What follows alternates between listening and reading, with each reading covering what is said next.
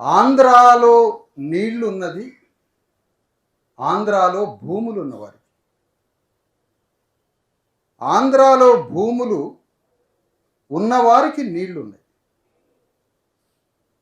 భూమి లేని వాళ్ళకి ఏమున్నాయి? కన్నీళ్ళు ఉన్నాయి. ఆ కన్నీళ్లతో ఆంధ్ర నుండి కూలీ పని చేయడానికి తెలంగాణ వచ్చారు. ఇంతవరకు బాగానే ఉంది. తెలంగాణ రాష్ట్రం వచ్చిన తర్వాత నీళ్లు మొత్తం తెలంగాణ మీద పారిని అన్నారు. ఎక్కడికి పోయినా కేసీఆర్ నీళ్ళే అన్నారు.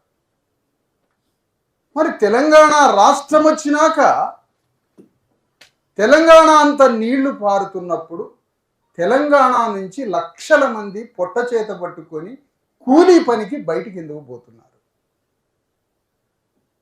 ఇక్కడ నీళ్ళు వచ్చినాయన్నా కూలీ పనికి బయటికి పోతున్నారు. ఆంధ్రాలో నీళ్లు ఉన్నాయన్నా ఇక్కడికి కూలీలు వస్తున్నారు. అంటే దీని అర్థం ఏంటి?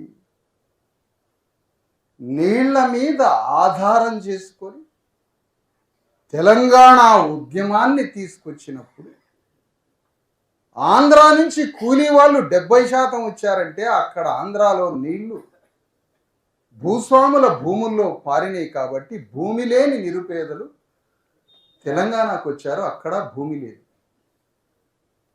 తెలంగాణలో నీళ్లు పారుతున్నాయి అన్నప్పుడు ఇక్కడి నుంచి 70% మంది ఇంకా బొంబాయి పోతూనే ఉన్నారు, కూలీ పనికి పోతూనే ఉన్నారు.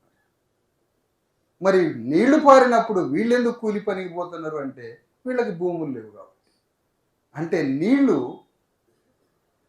భూములున్న వారి కోసం నీళ్లు.